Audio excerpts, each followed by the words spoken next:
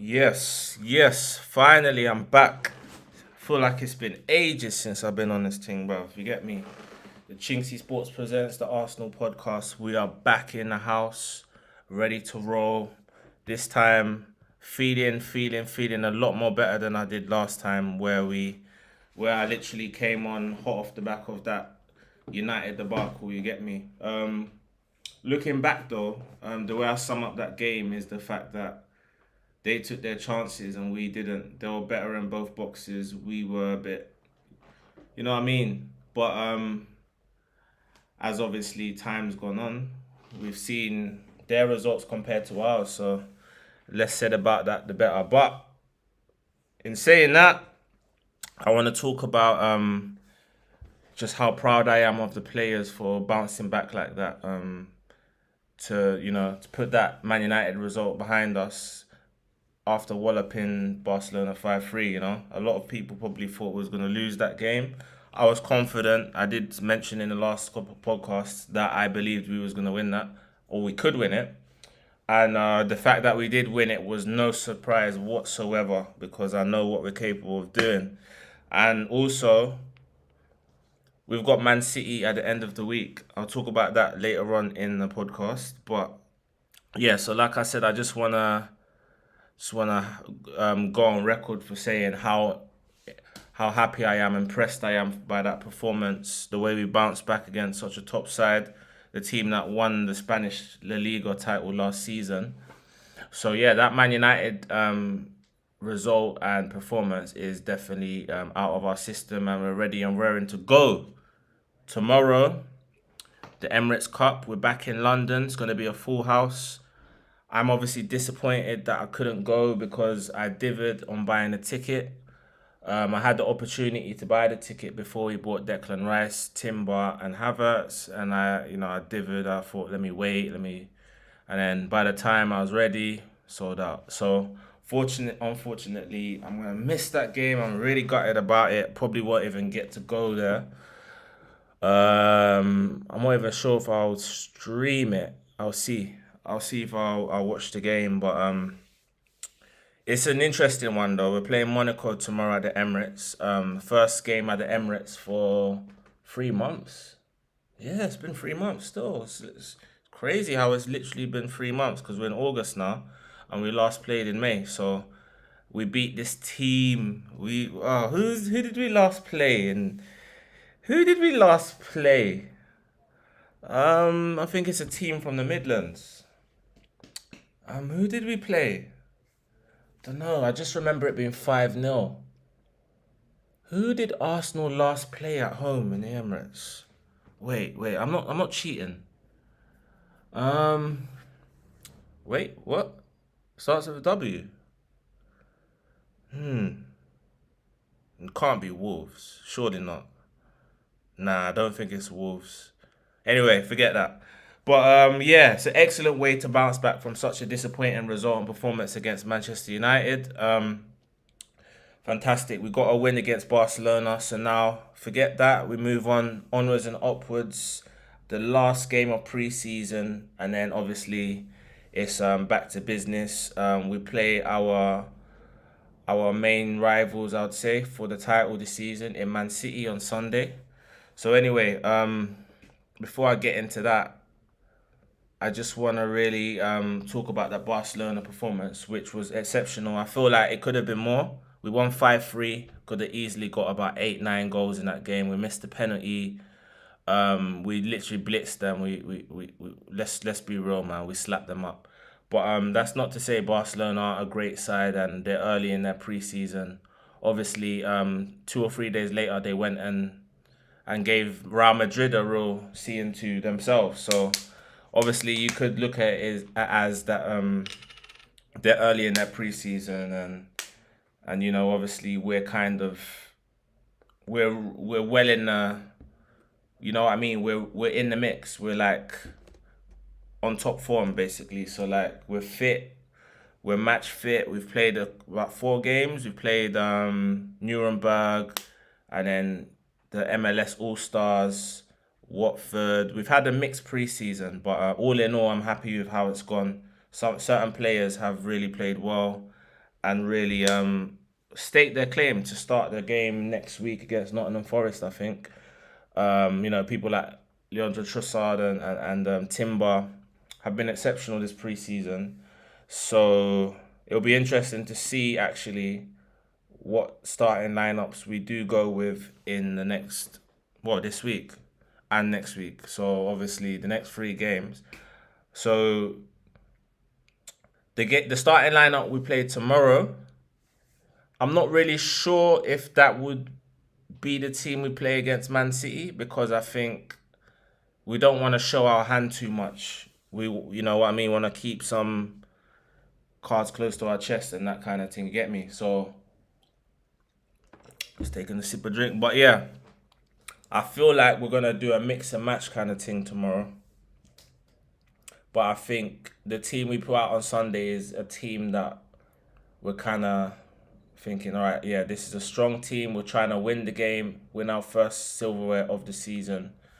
And yeah, I just want to talk about Xavi Hernandez's comments as well about Arsenal, where he said that, like, this is not normal.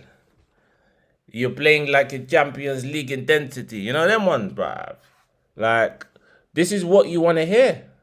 You don't want to get pats on the back. You want people to be snarling and, you want a bit of mind games. You don't want teams to be patting you on the back saying, oh, they're lovely. And no, because when you get under someone's skin, you're getting under someone's skin for a reason. And obviously, Xavi is obviously not happy that we spanked his team. We slapped them up, made them look like pussios. And obviously, yeah, he had a little bit of a spat with Arteta post-match where they had a little bit of argument. And that's what you want. You want to see passion on the sidelines. I'm sure there's no hard feelings between the pair. They've known each other for a long time. Used to be teammates as youngsters, maybe about 25, 30 years ago at Barcelona. But yeah, that's what you want. You want to see your manager fighting for the cause. You want to see him ready to fight for his players. And yeah, we know we're going to get that from our manager.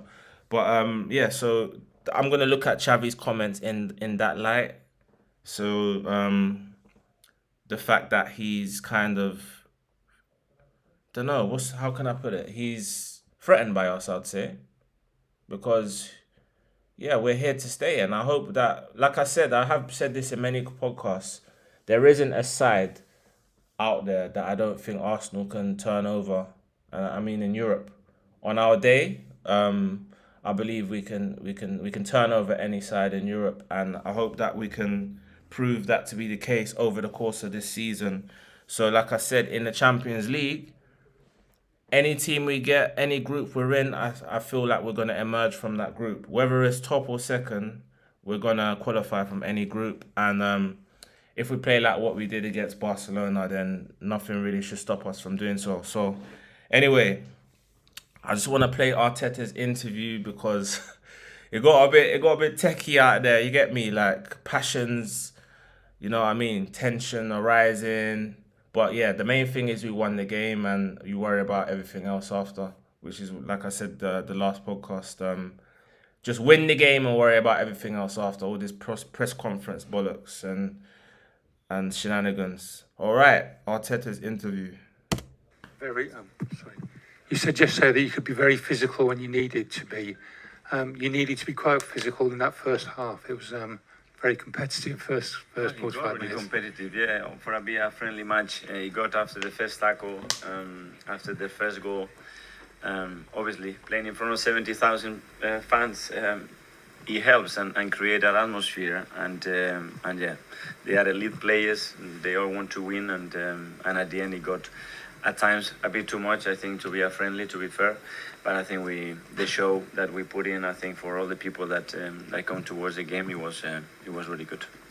Yeah, it's true though, man. Like, obviously, yeah, pre-season's a funny one because it's like it gives fans, especially when you do pre-season abroad, it gives fans an opportunity to watch your team. But at the same time, you want your team to gain match fitness, to win the game, to play good football, to give you good confidence going into the new season. you don't want to get beat in preseason because it leaves you a bit you know what I mean? You're not best prepared going into the season. However, if you get a couple good wins, good performances, good results in preseason, it can stand you in good stead to start the season well. So obviously, I'd say we had probably a mixed preseason. We've had some good results. We've got a lot of goals in preseason, and certain players have played really well. So I think the main thing is kind of getting a real balance between giving players an opportunity to gain match fitness, but winning games as well, and playing good, entertaining football, which will appease the fans. Good evening, Michel. Just on Fuller and Balogun, he was unavailable today after training alone in the week. Is Gabriel Jesus and Nketiah getting the starts? Just what is the reason for his limited minutes, and do you see him playing a role at Arsenal this season? All right, before I play his response, I know Arteta so well. I know he's going to waffle his way out of this like he's waffling his way out of a plastic bag. Balogun's going to leave. He's going to be sold. My opinion is Balogun didn't feature much in preseason because, I don't know, it's probably just in case he gets an injury or whatever. But it's clear that he's going to be a player that's sold to recoup some of the money that we spent over the summer. I feel like we can get about 35 to 40 million from him, if not even a bit more. There's a lot of interest in him. He's a young player, a bit raw. Nobody knows whether he can perform at this level. But yeah, Arteta is going to waffle. He wasn't available. He had a little foot injury and he hasn't been training with us and he wasn't available for the match. That Told you. the reason. Yes, we will have to see. First of all, he needs to be fit and available to play minutes.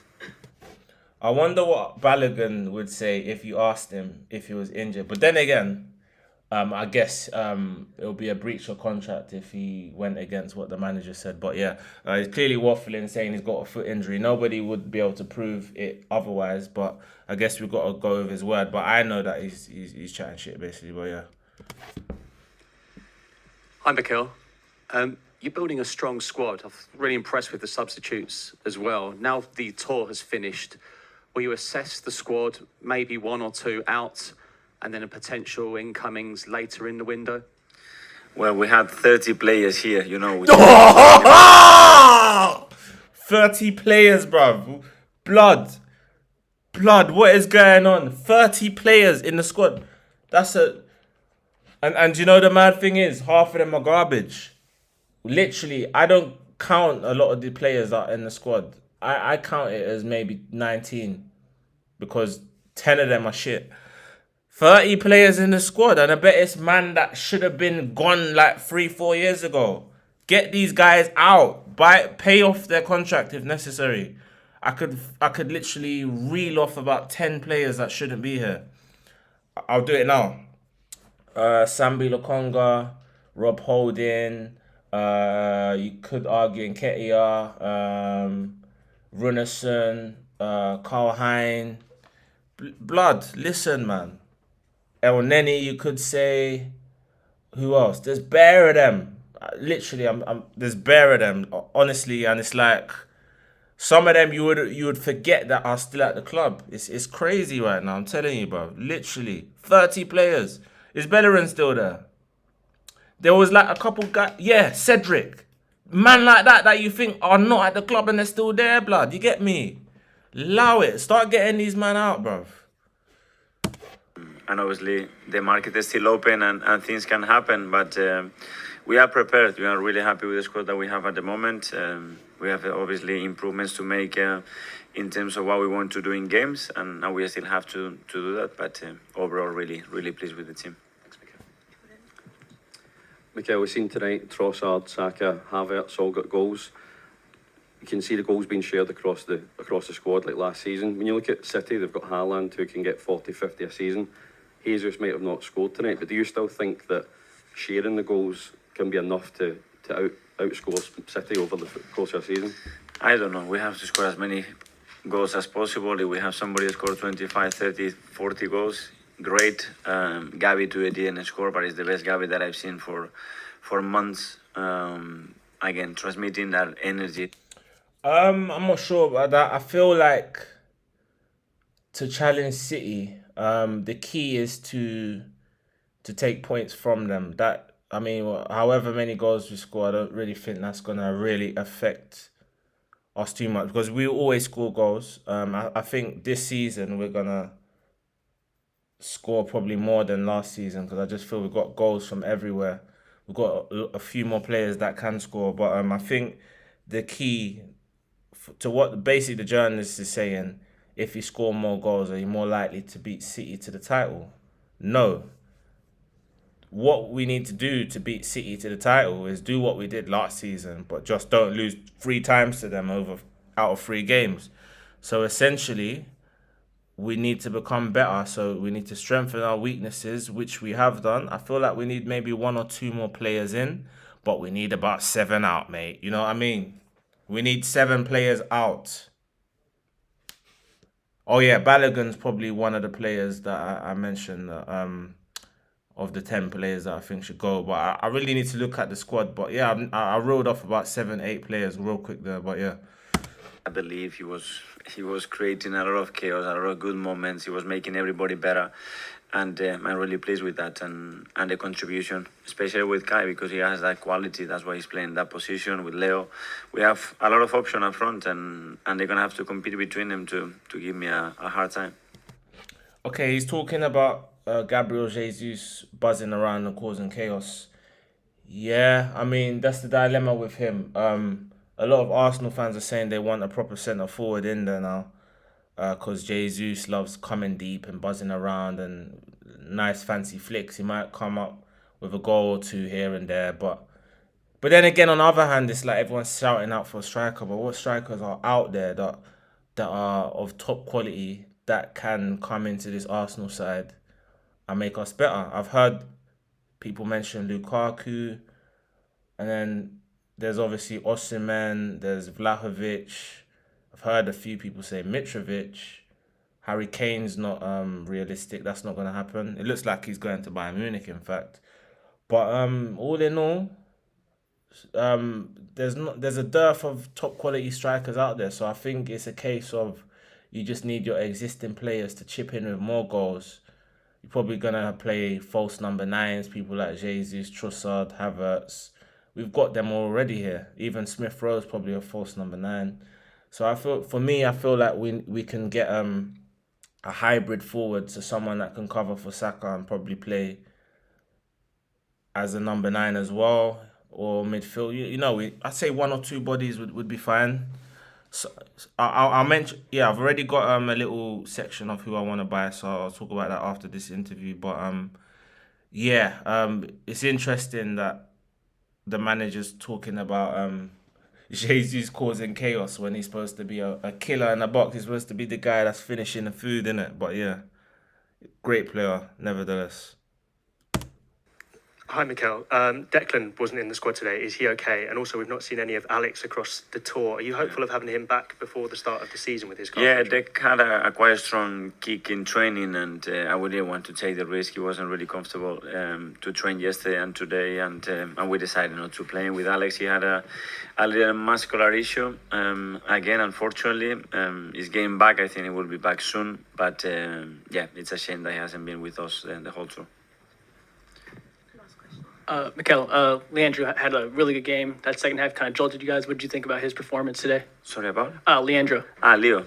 Great to see him score. He's been working so hard. He came in a really good condition for pre-season, and he's a player that gives us something very different to the wingers that we have, and he's got incredible versatility as well, and unpredictability to play in different positions. So, great. It will be good for his confidence, that's for sure.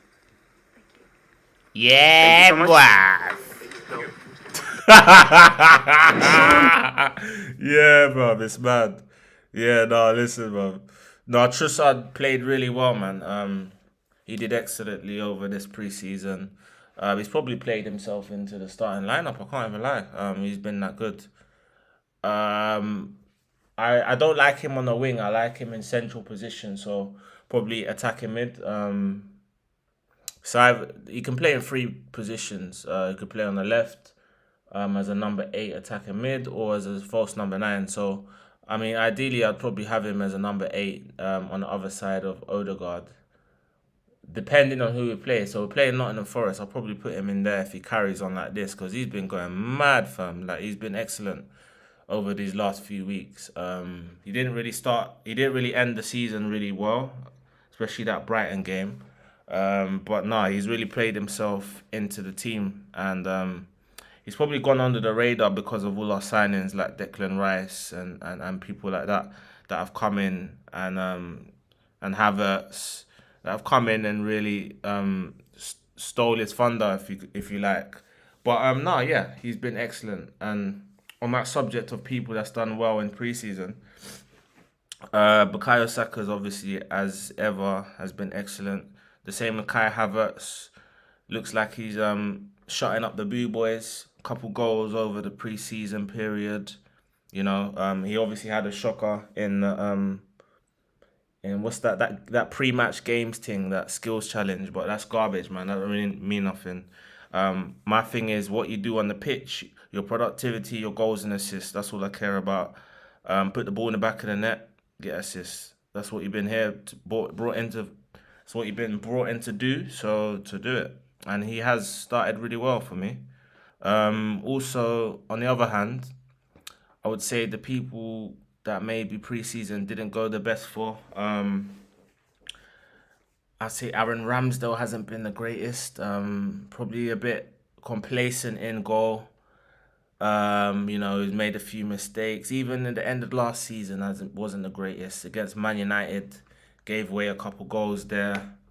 Poor goals to concede. If he had a top quality number 2 pushing him for his position, maybe he wouldn't have been so, you know what I mean? What's the word? Profligate, lackadaisical. Yeah, just mistake ridden. But that's probably why we've been heavily linked with David Raya over the past 2 days from Brentford. Whether we do get him is another thing, but I mean the rumours were really hotting up last night. Almost to the extent that it looks like we thought we was gonna tie up that deal. Whether we spend 40 million on him, I'm not really sure about 40 million.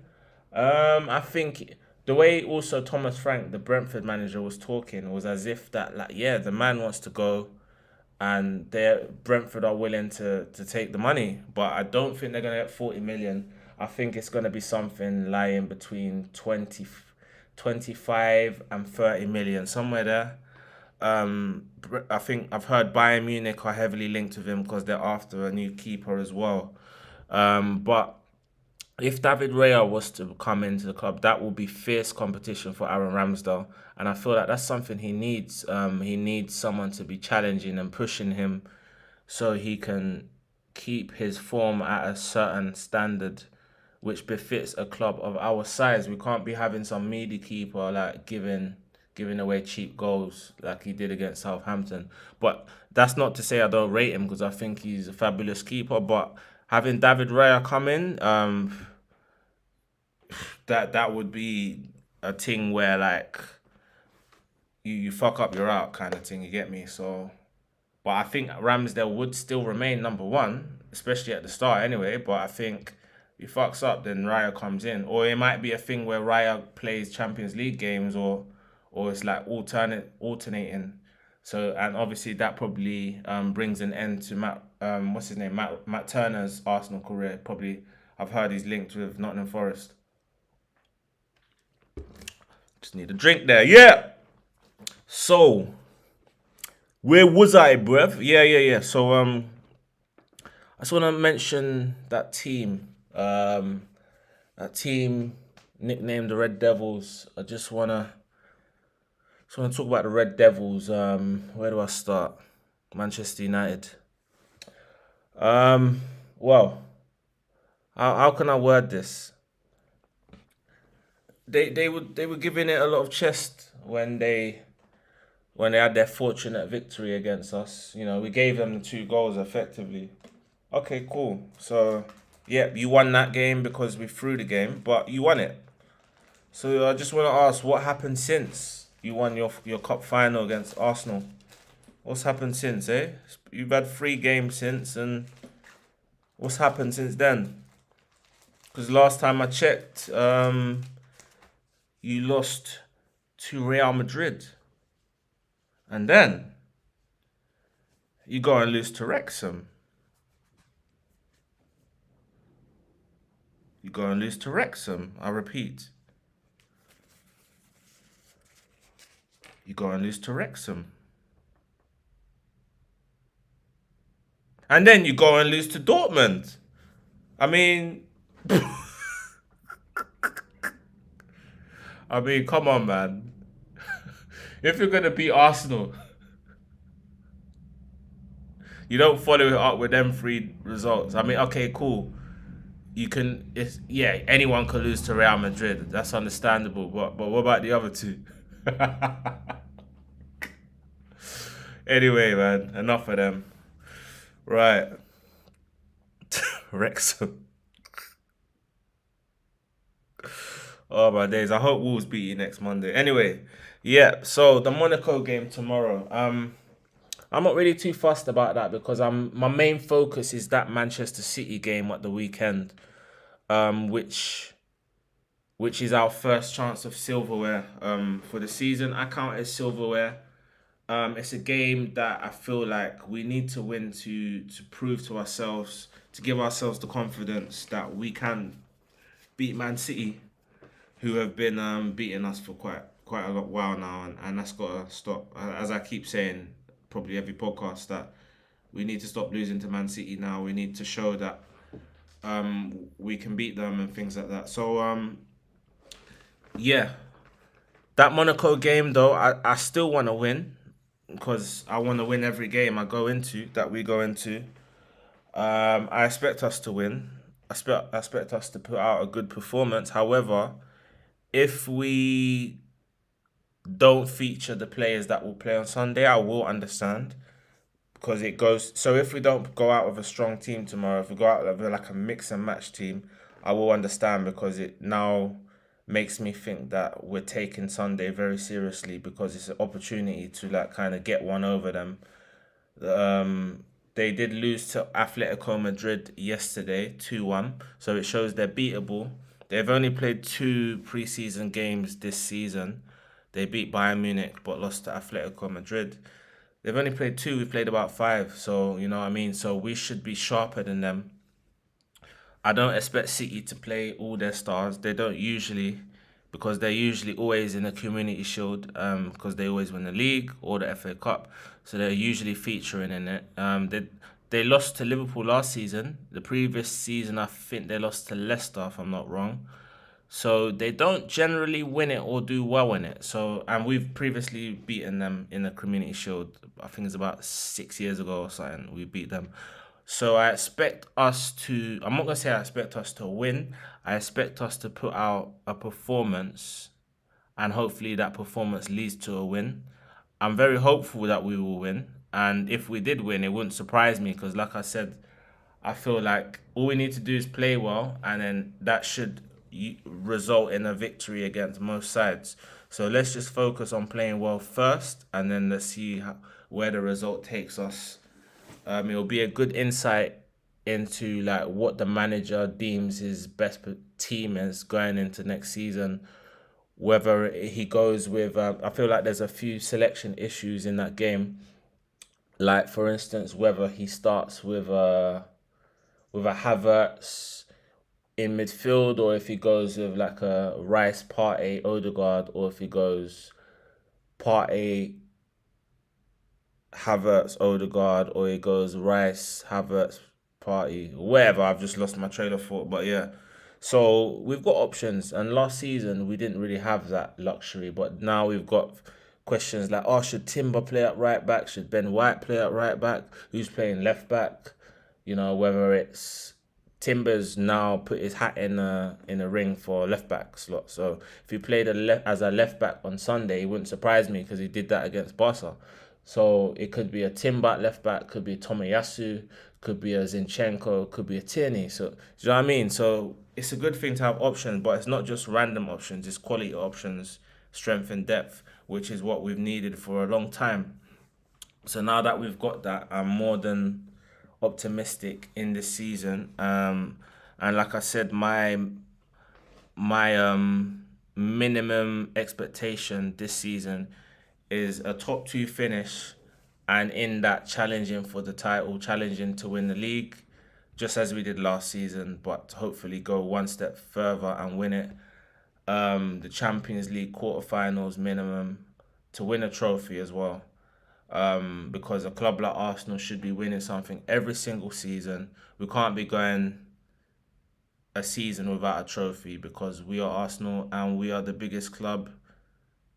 We are the biggest club. I'll leave it as that. But yeah, boom, boom, boom, boom. Yeah, so obviously I feel like we basically need 1 or 2 more players. We've been heavily linked with this guy called Botelho, who's some Brazilian guy.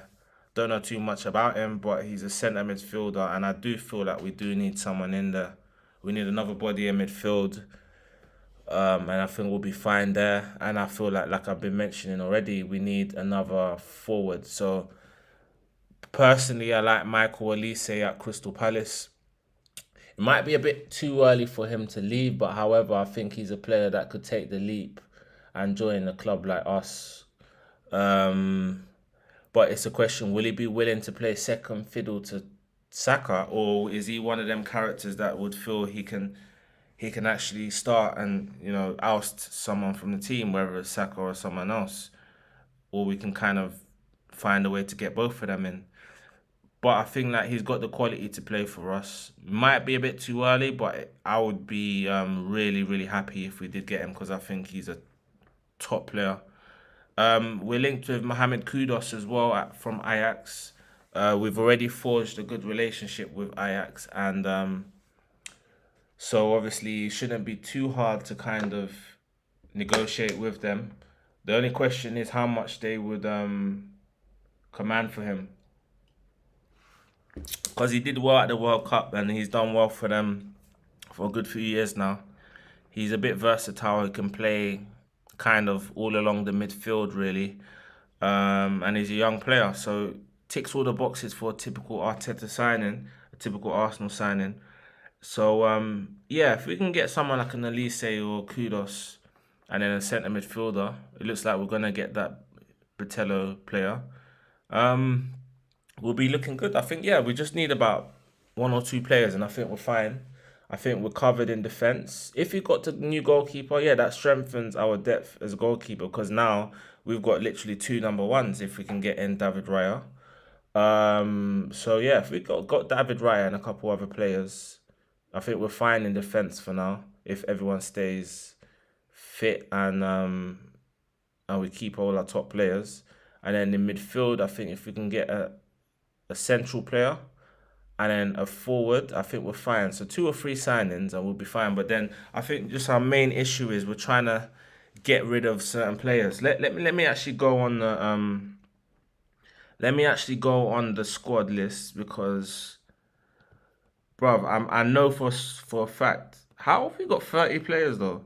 Like, it's man that I thought had gone that are still just hanging around, bruv. Like Cedric and man like that like Runason, that you thought had left 2 or 3 years ago, but because they've just been hanging around the club.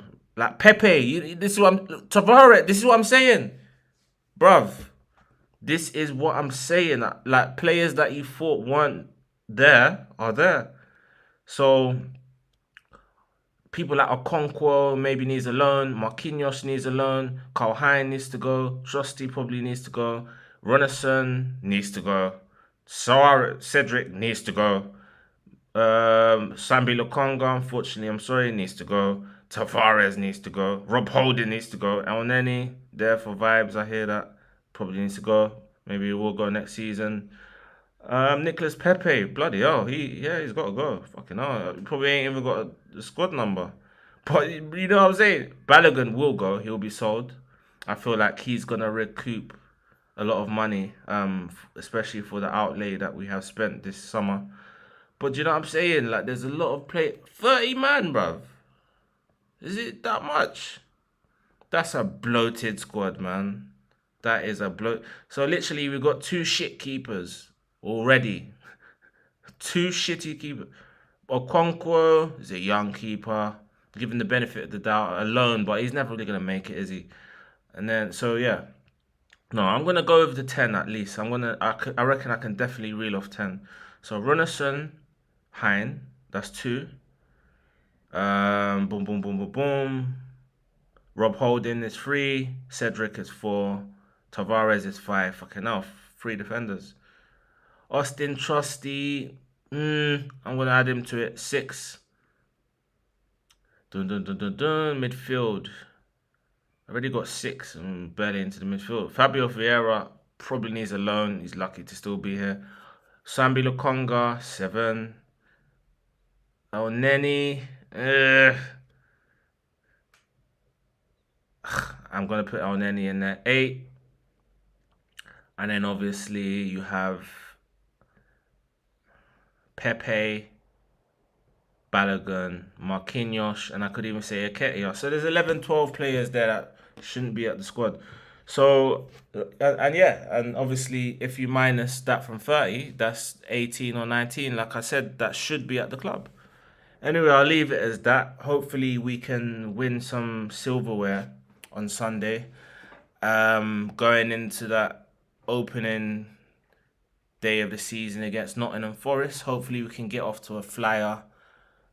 You get me? So before I go though, I want to mention the team I would start against Man City, and then let's see if it turns out to be the case on Sunday. I doubt it will though, which is good because it means we're less predictable than we were the previous 2 seasons because we've got a stronger squad, which means players can come in for certain players and it wouldn't make the starting 11 any weaker. So I'll quickly reel off my starting 11 for Man City. And yeah. So in goal, obviously, Aaron Ramsdale will keep his place in there for now. I'll go with Julian Timber at right back. Then centre half, I will go William Saliba. Gabriel, left back is the real dilemma. You would have said Zinchenko, but he hasn't featured much in pre-season. So you probably go with do you know what though? I think Julian Timber's gonna play left back on Sunday, and I think Ben White's gonna play right back. So I'm gonna go with the team I think it's gonna be instead of the team I would pick. So I'm gonna start again. So I'm gonna go Ramsdale, Ben White, William Saliba, Gabriel, Julian Timber, and then Thomas Partey, Martin Odegaard.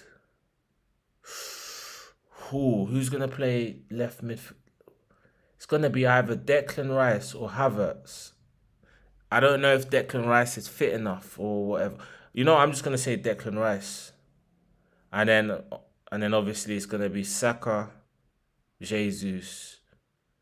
It's going to be Trossard or Martinelli though. That's the thing. I'm going to go, this is hard. What's Arteta going to do? I think if Trossard goes mad though, again, you can't leave him out. That's the thing. I think Trossard, I can't lie. I think he's going to go with Leandro Trossard on Sunday. I could be wrong, but that's my prediction. I'll say it one more time. So Ramsdale, White, Saliba, Gabriel, Timber, and then Partey,